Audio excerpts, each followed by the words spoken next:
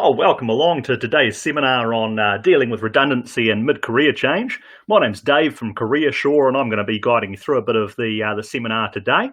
So great to have you with us. And we are very lucky to have our speaker, Brian Noble, who's the founder of Achievement Discoveries and Career Shore, with us today. Founded Career Shore about 20 years ago and has been working with people for that time on a range of areas, particularly mid-career change, redundancy, professional coaching, all those sorts of things. So he's a great font of knowledge and a great person to have with us today. So it'll be good to see what he has to say. Couple of quick housekeeping things. We will have approximately a half an hour presentation, and then we'll be moving into a question and answer time after that. Now, you are welcome to ask questions at any time during the seminar today. You can do that via the Q&A button, which is on the left-hand side of your screen. You'll see a Q&A button with a question mark above it on your left-hand side of your screen. Feel free to click into there and ask questions at any time. We will probably hold those questions until the question time right at the end. But of course, if you type them in there when you think of them, you won't forget them at the end there. So we'll basically be good to go. So what I'll do very shortly is I'll hand over to Brian for his presentation there. And we'll basically hope to get some amazing information out of the topic today. Brian, you there? Absolutely. Good morning, everyone. Good morning, Dave. It's awesome to be here, and I trust you get heaps out of this webinar. That's really my aim and my desire. So yeah, we're all underway. So we want to cover three particular areas that I'd like to deal with today. And I put them under sort of three headings. The first one is acknowledging the truth. Number two is attention on tomorrow. And number three is attention at the top. The need for career change and dealing with redundancy, I don't think has been greater than it is at the moment, where we're hearing of redundancies and frightening figures. One figure I saw there was about 195 million job losses globally. These are massive times, and the times are changing. We hear in New Zealand of what is going on and the changes that are happening here virtually daily. So timing, I think, for this is perfect. And really, I would encourage you to put in those questions. I really want to be able to share the 20 years experience with you and help you so you get some real value out of today's webinar. Okay, so let's look at acknowledging the truth. And we hear a lot of opinions today. I really want to get down to some of the facts. And I just titled this Acknowledging the Truth because we need to forget about past failures or things that didn't happen, dreaming of what might have been or hanging on to that old, and focusing right on the now. And I found from experience, particularly with redundancy, but also in that mid-career crisis, that midlife crisis or mid-career course correction, as we prefer to call it, is what tends to happen is there's a number of things go on emotionally, and being aware of these and just putting labels to them and empowering you to manage with them and deal with them in a better way is there. The first point I want to make is on self-blame. This happens particularly with redundancy, even though there may be great facts out there in terms of the company has lost this, the market has changed. In New Zealand, for example, the flights are just drastically cut. They do not need the number of pilots, but there's still this internal feeling that can go on. What could I have done to prevent this happening to me? And we need to move away from that because it's not about who we blame, it's about keeping our focus on the future and what we do about it. And that self-blame, of course, leads on to self-doubt. And the many people who have come through a program and I've dealt with over 20 years, their belief in what they are capable of doing is drastically below what they are realistically capable of doing. And so what we can find is when these changes are forced upon us, we can actually start doubting our ability. And it becomes more focused if we start saying, well, I've been trained, I've got experience for many years in this industry or profession. Now, that industry or profession is changing. How am I going to make the transition? Put those aside. Fear can be a real obstacle. No, that fear of what am I going to do now? What am I going to do for income? How am I going to look after the family? How am I going to pay the mortgage? All these concerns and fears can come to the top of our mind, and this can remove our focus from saying where we are going. We focus on the problem and talk about the problem, we will block our minds from focusing on the solution. We have an opportunity, I believe now, with what has happened with COVID-19 to generate new ways, to create new businesses, to see a dynamic change in the way things are. Because I don't believe we will actually go back to the way it was. And so we need to move away from those concerns. And of course, there can be anger there. We do have a lot of blame going on around us, and we need to move away from that. It wasn't management's fault. It wasn't someone else's fault. It wasn't the government's fault. We can criticize them, but it's not going to help things. And the uncertainty that can come about in terms of we start asking all these questions. What can I do now? I'm trained in this industry or profession. And we need to look at things like transferable skills. We need to look at the potential strengths that we actually have. Many CVs I see are focusing on past experience of what people have done. And that is not going to be relevant if you're looking at changing industries or professions or needing to make that change. Are you going to focus on the problem or the solution? Whichever one we focus on will become the dominant thought. And that dominant thought, when our mind is thinking on one particular area, then we are not going to move to the next. So, the world being such a different place, we're unsure of the future. That can create incredible opportunities for those who recognize them. And if you look at that basic curve there in terms of activity over time, you get the development and the introduction, the growth, the maturity, and the decline. If you go back in industries like the taxi industry, yep, there was great development when the first taxis came out. It's grown, maturity, and guess what? Things like Google and various different delivery methods and alternatives are now seeing a massive decline. So recognizing that this is a natural cycle that businesses go through and careers go through, and actually recognizing that that change or that adaptability, that variance that is going on is actually going to create opportunities that are just there for the taking. And it's simply a matter of us saying, focus on tomorrow. What are the things we need to do, not focusing on today?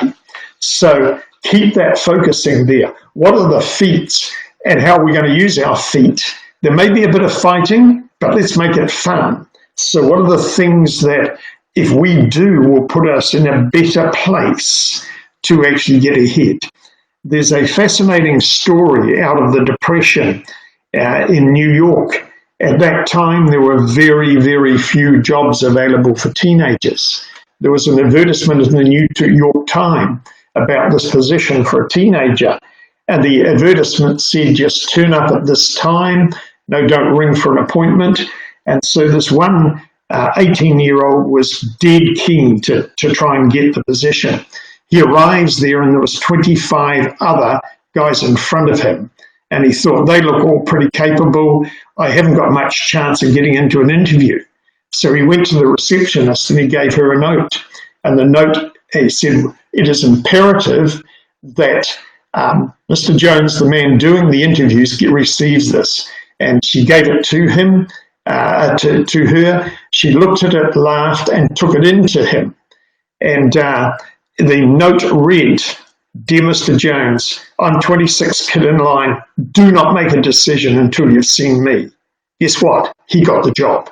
So there's opportunities. And how do we do this? The number one thing I believe is building your self-image. There's a statement I have made many times over the years when I've been talking particularly with teenagers, but also in people who have been out of the workforce or have gone through redundancy. And it is, I think I believe in you more than you believe in yourself. And where does that belief come from? Where does that judgment come from? It comes from the realization that once we've looked at someone's strengths, then I come out with a conclusion. Wow, this person is so gifted, so talented. They need to use these abilities. So we need to build on our own self-image and our own self-confidence. How are you going to come across in an interview if you go in there feeling incapable of doing the job, if you feel that you're being beaten down, you're not going to come across well. The chances of you getting that position are drastically reduced. So our self-confidence is built over our lifetime.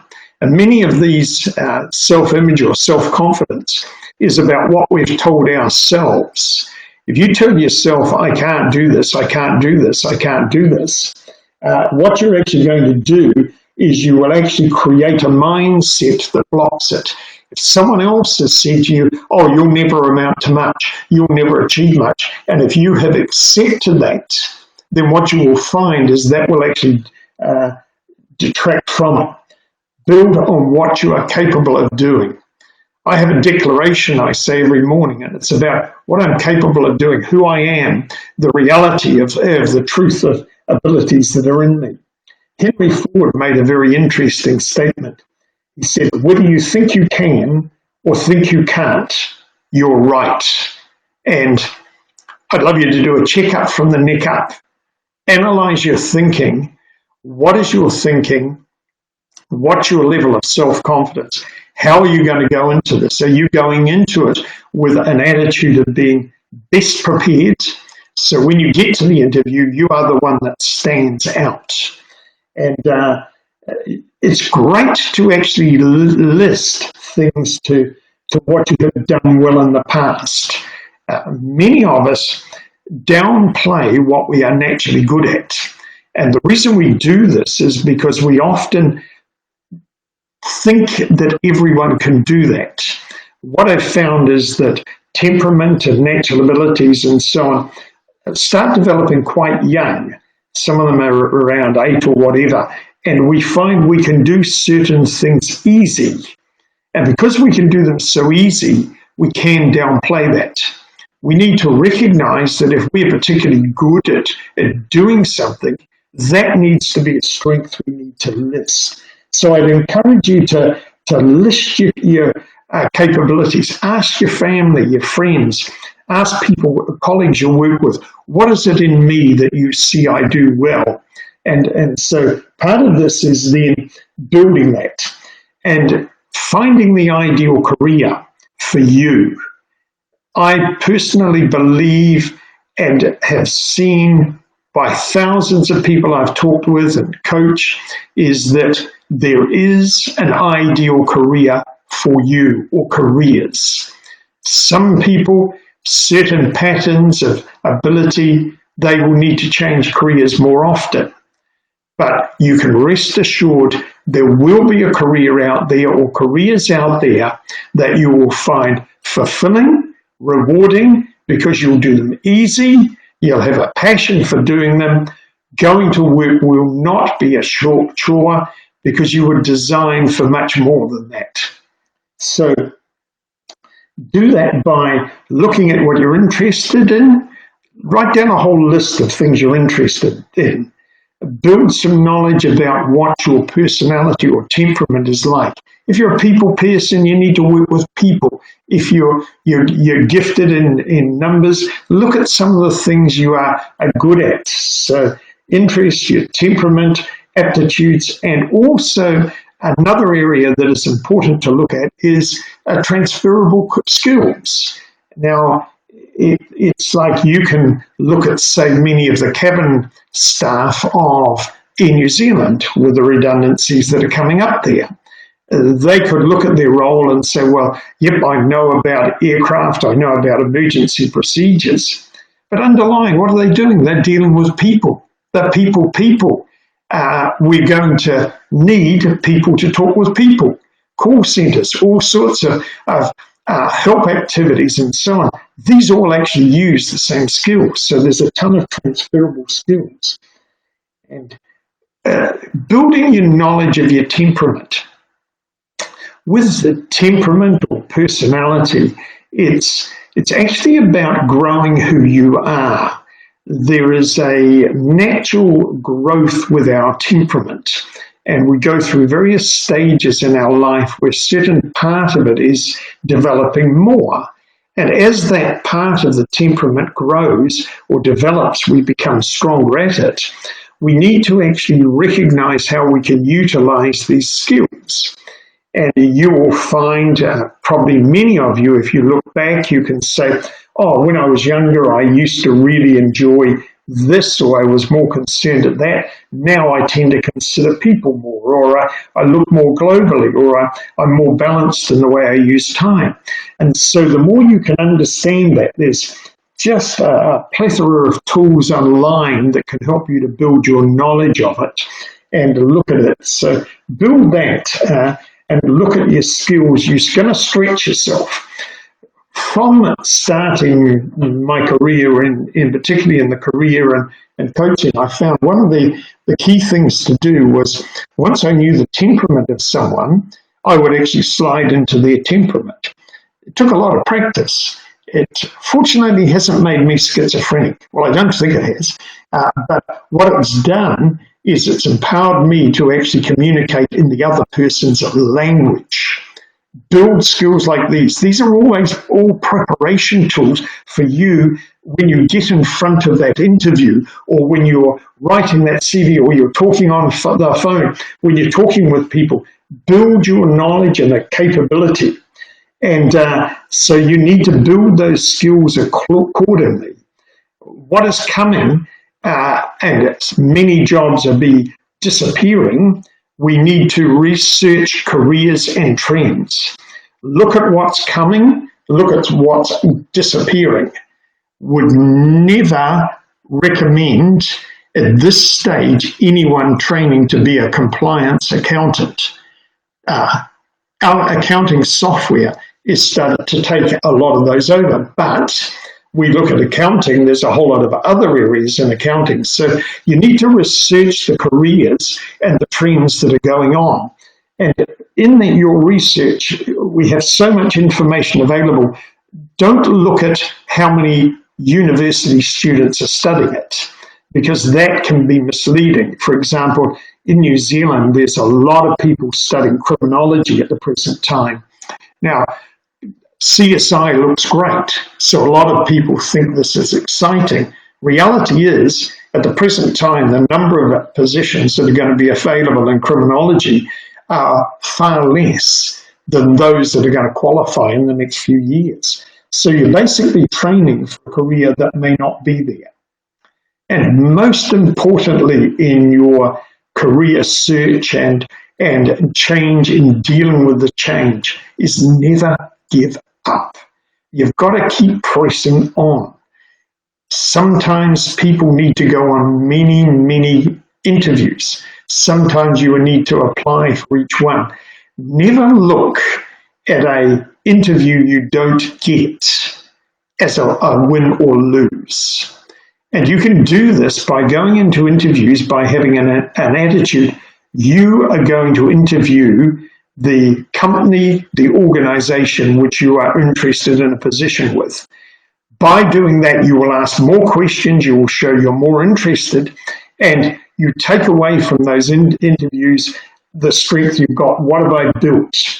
And as you do this, you will actually find you will start developing yourself. You keep pressing on. Never give up. The only time we fail is when we stop trying. Every other time we're winning. If we try something and we trip over, we're still one step closer to the goal we need to get to. There's a mental choice we make. In fact, we make millions of mental choices in our lifetime. And many of these are made very, very rapidly. They can be instantaneous decisions, and we can fall back into patterns of doing things. I want you to actually consider this decision and make the decision today. If you were shifting house from where you are, shifting accommodation, which sort of house would you want to live in?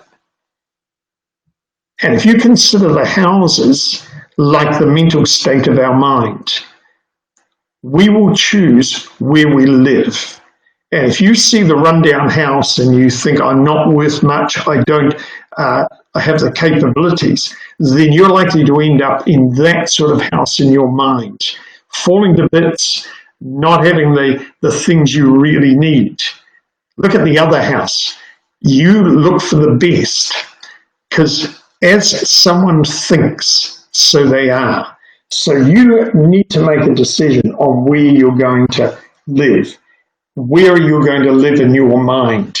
And once you've made that decision, then you need to set the goal that you are actually going to achieve a top level. Regardless of what career, industry, or profession you are going to go into, you are going to aim for that very best in that area. So what you start doing is you start the preparation, you start developing, and you look at transferable skills. One of the great successes I believe that our clients have got is the diversity of experience that I have, from small business to corporate to technical management to sales to top sales to product management to marketing to CEO to starting businesses to turning around businesses. Each of them have brought a transferable skill. So set your goal and set your mind on what is the very best. We are incredibly and fearfully made. We have so much capability as people. We have such a complex DNA, such a complex pattern of abilities. So we need to go for the very, very best. We need to make sure that we are setting our goals, not dreams beyond what we are capable of, but real goals, real targets that are going to utilize the true strengths in us. That way we will get to it. I've helped a number of mums in particular, or people returning to workforce. And so often, and it's not just this area, people who've been maybe unemployed for a time, or illnesses has kept them away, or sports professionals who are changing, their professional sports career is finished. And what happens is these people go for roles way below what they're capable of. Don't accept that. There is the ideal career out there for you. Thousands of people, nothing will convince me that there is not a position or a career out there that will not give you the enjoyment, the fulfillment, the reward, the pleasure of going to work. There is a job out there. So don't accept that boring work. In making the career change, yes, you may need to make some various steps in terms of how you get there. If you're doing a drastic change, for example, the dental hygienist who came through our program and clearly identified that they wanted to be an architect. Yes, it took 5 years of study. They're working as an architect now. So did they get there with a one step? No, they didn't leave their job. They started some study. They do it. If you live in a 2-storied house, you're never going to go from the ground floor to the first in one step. It is step at a time. So look at the changes, and sometimes you may need to make some interim career steps to get to where you want to go. You keep looking at those steps, looking at the skills you need to build, and doing the research, talking with people. And that's where interviews with positions can give you more information on that industry or profession. Network with that. Talk with people you know or others who may know someone in that industry or profession. The whole networking game is an amazing experience.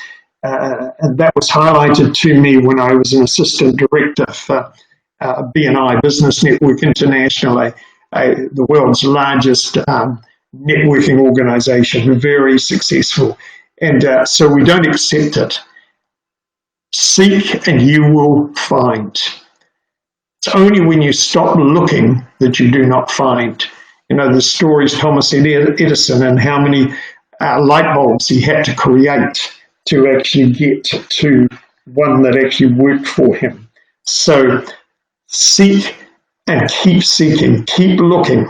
Don't relax. Just keep pressing on. Because what we press on towards, what we actually do, what we progress, the more we learn, the more we grow, the better prepared we are. So if you need to make a change, focus goes on that change. Whether it's redundancy, whether it's an industry or profession you're in that is declining, then start working on it early so you have the long view and preparation. And of course, in life, we always reap what we sow. So whatever you're planting, whatever you plant in your mind will grow. Whether you're problem or solution, the choice is yours. You plant the good stuff, you will have the amazing opportunities. You plant the wrong stuff in your mind, and you will actually find it will take you on the wrong pathway. So let me just encourage you to actually please do that. Please look for the strength you have. We all have a huge amount of strengths. It's simply a case of us recognizing those, finding out where those strengths are and how they can be utilized. Once you do, you can look at that success in your career and in your life, because we spend so many hours at work. There is no way you want to be doing something that's boring. You need to be doing something you really love. So that's pretty much the presentation. So we'll get back into the question and answer time. So please fire in questions. I'm looking forward to answering those. I've got about half an hour of that. We'll do that, and then I do have a special I want to tell you about right at the end after we've done the question and answer time. So let's hear from your questions. Dave, what have we got there? Oh, thank you, Brian, for that. I think it's particularly poignant. A number of the points you made, particularly given the state of play with COVID-19 and everything that's going on. But it's an important reminder, actually, that times like this create amazing opportunities for those who are willing to seek them. And I think it's going to be an incredible time of change. We're going to see a lot of things happen, as you said, but for those people who are willing to invest in themselves and truly believe that they can go out there, make a change, and search for how they can do that, I think we're going to see some amazing things come through. So, but it's great, as you say, we're going to move into a question and answer time shortly. I've seen a couple of questions come through, so that's great. Please do feel free, if you're wanting to ask any questions, you can do so via the Q&A button on the left-hand side of the screen. Just type your question in there, and that will come through for me to take a look at. So, and then I can fire them through to Brian and have him answer them. So, but for the first ones, we've had someone mention, obviously there's no shame in being made redundant. However, some people might be unsure how to address their redundancy with future employers at both the CV and the interview stage. Would you have any specific suggestions around that and how they go about addressing that redundancy? Yes, the redundancy can be a shock for a lot of people. And so it can be a real natural response to feel many of those feelings that I mentioned in the presentation about the the doubt, and so we can go in not being positive. So the way to deal with it is talk about it honestly. Don't expand too much on it. Someone in an interview doesn't really want to hear all the history of why it was made redundant. Go in there almost thankful for the opportunity that the redundancy has provided you. Now, if you look at it, many people stay in their career much longer than they actually should. Past use by date is a common occurrence that I find happening in the career guidance and in the coaching market, how people have just been in there too long. And my own experience, I stayed in one position in the past for about 4 years longer than I should. Worst decision I ever made. I should have got out of it much earlier. So in dealing with it, there's no shame, there's no blaming in it. You just front up with it. Yeah, I was made redundant from this company. They had a downturn or they changed things here. And that gave me the opportunity to actually now start researching other areas. And what I found as that experience, lots of transferable skills, and these are some of the ones that I could bring to this position. And so you actually turn it into a positive. You don't apologize for the fact that you were made redundant, because invariably redundancy is not the incumbent's fault. Redundancy is because companies have got to survive, or things change, or there are the exceptions to that, but predominantly redundancies globally are actually the market has changed, or the industry has changed, or the position's changed, or we need to readapt and actually do things in a different way. Not that the old way was wrong, but there is things have changed, the needs have changed. So be upfront with it, talk honestly and openly about it, but don't focus on it too much in it, particularly in focusing in your mind. Oh, I've been made redundant, woe is me, I won't get another position. Doesn't work. Won't work for you, won't work in the interview, won't give you the best chance of getting the position, the new position. So, other questions there, Dave? Yeah, that's great. You mentioned previously about transferable skills.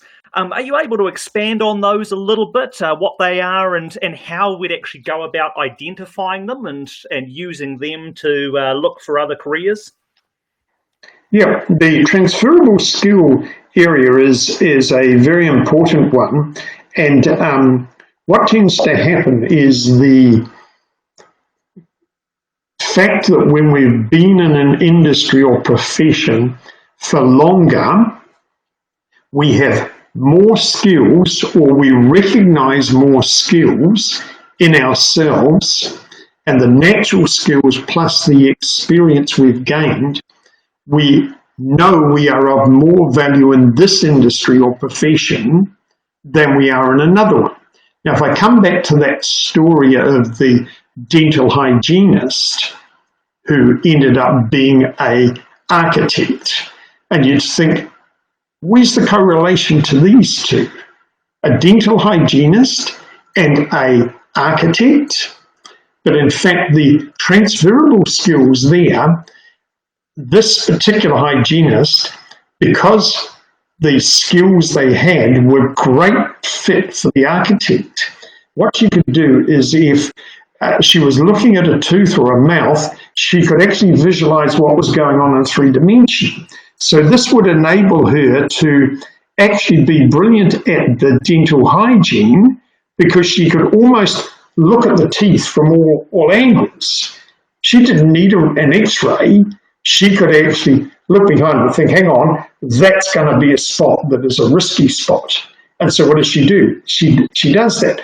This same transferable skill enables her to actually picture a building before it's there. She has this 3-dimensional capability that she can picture in her mind's eye an architect, a building that the architect needs to do before they put anything on paper. So the transferable really requires you going through all the tasks you have been doing. Now, what tends to happen is we look at a position description and it has a bunch of key tasks in it.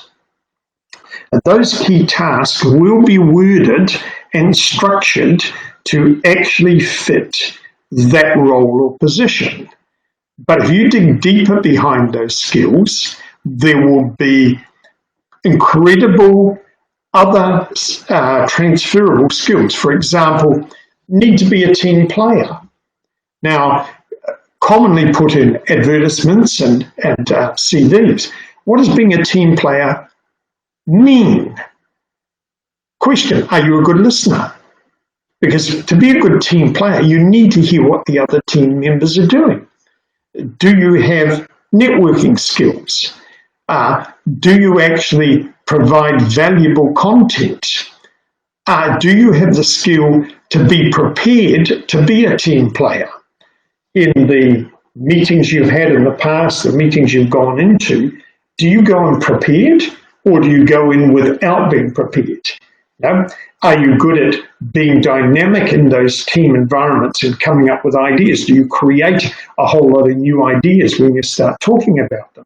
This way, what you're doing is actually digging behind it.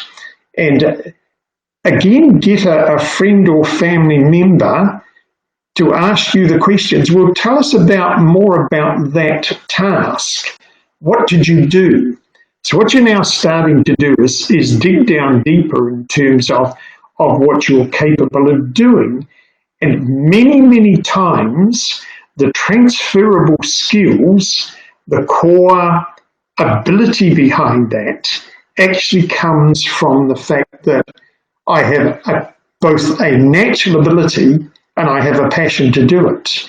And often those natural abilities are only partly fulfilled with the job or the work you've been doing, but the transferable ones are digging deeper, ripping apart your CV, not in terms of physically ripping it apart, but look at everything you are skilled at doing.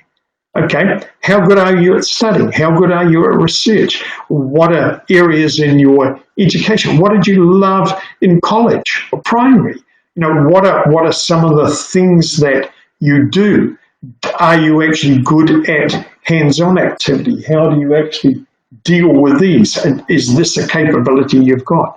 And so you start looking at these capabilities. You're actually doing a stock take of your own abilities. And once you start doing that, the role you may be in may be a good communicator. So, hey, are you great at writing emails? Should you go into some writing? Do you have a writing capability? Do you have a communication capability? All of these actually bring home some of the realities of those giftings that are within you. And as you talk about them further, then what you can do is you can restructure those as part of your CV. This helps you in terms of getting there. The part of the reports we put out, one of them is on temperament, and what it does is it highlights with some particular things, I'm particularly good at this and this and this and this, and so it gives a list of things that that temperament type is good at doing. These are sort of things that as you research your temperament, research what you are, you look at these skills. Well, hey, am I a good organizer? Do I tend to come up with a lot of ideas? So you actually write these down as transferable skills.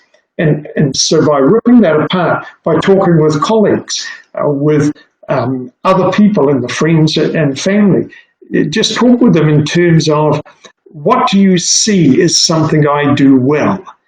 Don't be scared if they say nothing initially. Just start asking more questions. So that transferable skills is very, very much about digging into what you have done, what you're capable of doing, and what you're passionate about. There is a strong correlation between what we love doing and what we are skilled at doing. And sometimes both of those need defining a little more. But once you know that, you actually have a great link, and you're starting to build that list of transferable skills. Mm. Hopefully that's answered that one, Dave. Yeah, perfect. Wanting to get your thoughts as well, if someone's looking to change or find a new career when they're perhaps a bit older, sort of around the 60 years old, what your advice would be around that. Right.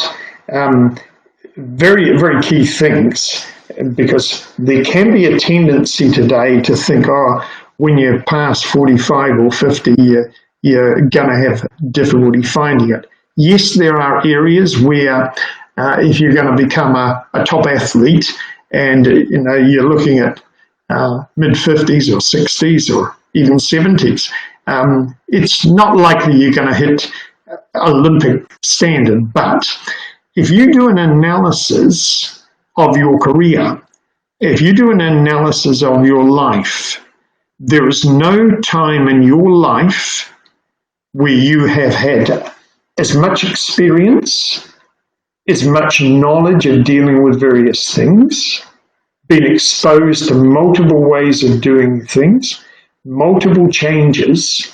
So, in actual fact, you are more capable now in many areas than you were when you were younger. You may need to upgrade with some qualifications, you may need to study in some areas, but hey, you've learned things new in the past. It will keep you mentally alert. I do not go along with just a retirement as sitting down and doing nothing. It needs to be refinement. So when you've got more experience in your career, then in fact you can talk with more wisdom, you can talk with more knowledge of what you've done, you can sit down and actually list all the things you have learnt in the careers you've done over your life. So it's like this mid-career course correction, or making that change. And what you're doing is, it is more probable that the actual financial resources you have enable you to focus more on the career satisfaction than the revenue or the income, the wages or salary. There's the book Written Half Time, and that's going from success to significance. And so people at that level actually have a capability which they often undersell. There is an excitement in bringing that experience and an ability to bring that. I don't watch many films, but the film Intern, the amount of experience and wisdom this retired guy brings to the business, simply because he pulls in all his experience. And so never back down from that. Just press ahead, build your skills, build the skills in the areas you need to. One particular area is technology. Of course, if you're not keeping up with technology, you need to actually gain a good overview. You may not be an expert on Twitter and Instagram and all the rest, but no, you have a lot of experience. So simply pull it into what these tools do and make a decision of what you're going to do about it. Also, I would encourage you to develop your online profile. You may have a LinkedIn, it may be a Facebook. You actually start writing more about the experience. You start writing more about skills you think and learned. You may start blogging if you're good at writing, but you start talking about the things you're good at. All of this is preparation. Again, if you focus on the failure, oh, I'm in my 60s, I've got no chance of getting a job now, then you have just locked yourself into a prison of unemployment and declining mental state. We need to constantly be keeping alert. We either are growing or we're rotting. So we make the decision. We either continue to develop and take our experience and press ahead with it for greater success and greater accomplishment. I believe personally my greatest accomplishments are still to come, because there's no time in my life where I haven't had as more experience as I had. I see the COVID-19 global situation as one of the amazing opportunities that's out there. So hopefully that's answered that one, Dave. Perfect, yeah. So, got another one here. How do we go about changing careers if you're looking to change to something that's significantly different? What would be your suggestions there on sort of initial steps to take? Okay. Yeah, that change can sometimes seem more, quite overwhelming. Yet the change itself is not as drastic when you break it down into the small steps. The illustration I gave of moving from the ground floor to the first floor of your house, if you try and do it in one step, it's virtually impossible. You're not going to get up a whole number of steps, but one step at a time is easy. So making the change is firstly deciding where you are going to go. What is the ideal career? You may need help in this. You may clearly know where you want to go. Then you look at the small career steps, or the training steps, or the experience steps, or the reading steps, what you need to do to actually make the first step change. So in that, what appears to be a drastic change from one career to another is actually made easy once you start looking at small steps. So if we take an example, so say for example you've been working in something which has been very much involved in finance, and so you firstly research where you want to go to. And once you have that target, then you look at all the small skills that are going to be required. So in finance, you would have been looking at finance markets, dealing with numbers and so on. You're looking at all those areas. If you're going to go into web development, what do you need to do? You need to actually now start building and looking at the knowledges. What are the top web designers? What do they do? What are the top companies? How do they go about doing it? What's the training out there? What can I do? And you may simply start by, I'm going to gain some skills in it. So the first target may be, okay, you need to become highly skillful in one of the graphic design programs or an animation program. And so you now start making that first step until you become highly skillful at it. And once you do that, then you look at, well, what is the next skill I'm going to require? And it's building each of these step by step. If you can, along the way, actually make a career change. So that example of working in finance, someone may actually be able to say, okay, I can actually get a role as customer service or sales with a web design company, or it may be telemarketing in it, and maybe, so what you're doing is you're now picking what you're good at. If you've been talking with people in finance, you're good at asking questions, so that is now a transferable skill in finding out what the client wants in any sales type activity. And if you can move into that sales, and once you've done that, you're now exposed to more people in the industry. You start talking with them, you start gleaning information, you start finding out more what each of these people did. You keep asking questions. The more questions you ask, the more information you're going to get. And you look at those progressions and break them down. You may need to bounce this off someone, either a professional or some family friend or acquaintance business colleague, and you actually talk through these steps and get their input as well, so you can actually build them one step upon another. The saying, the journey of 1,000 miles is just that one step at a time, one progression. So you make the first progress, and you may need to tweak it slightly as industries change and so on. You may need to say, okay, I'm going to need these skills as well as these ones. But as you start building your toolkit of knowledge and experience, you're growing these, and until you get to the point where you're ready for an interview. So you may be able to do the one step, depends what you're going to do. You may need to make several steps in it. So the difference between those is the bigger the gap, it's more likely that you are going to need a few more steps. But don't stop. Pick the first one, move through that as quickly as you can, become very skillful in that area, and target the second one. Where are we going with the second one? So, Great. okay. No, I'm just keeping an eye on the time. I think this might have to be the last question here, but obviously I'd encourage anyone, if you've got questions in there that we haven't had time to answer, if you think of something after the fact, I can see contact details are on the screen there, so please do get in touch with us, and we'll be more than happy to have a bit of a chat, because I want to make sure I leave time for Brian to sort of close things up. So, but as the last questions, how do you know when you should make a change in your career? What are the signs there that people should be looking for? Okay. The sort of quick glib answer of that is a long time before you made the change.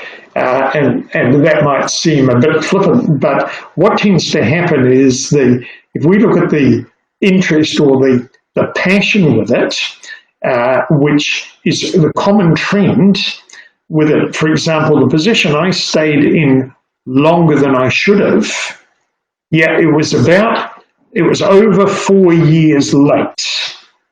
When was the first inkling that I wasn't liking it much? 4 years earlier. And so as soon as you're feeling dissatisfied with the position, as soon as you're reaching the point of thinking, actually, I'm not looking forward to work on Monday, is your time to actually start the planning. Unfortunately, most of us put more time into our annual holiday, into thinking about it, than we actually do about our career, which doesn't make sense. So, where's most of your income going to come from in your lifetime? Someone starting in their career now is probably going to make somewhere between $5 and $25 million in their career in their lifetime. Man, if you're going to make that much money out of something, you want to put some thought into where you're going. So as soon as you've got the inkling, as soon as there's some restlessness or dissatisfaction going on, you need to get very aggressively into your planning. The other answer is, as soon as you start a job, you should be planning the next progression. The first management position I had with an international company, it was a fairly low management level. The day I started in that management role, I started training the person who was going to be my successor. People sometimes are scared to do that. As a result of that process, as a result of saying, where am I going next? This was first day on the new job.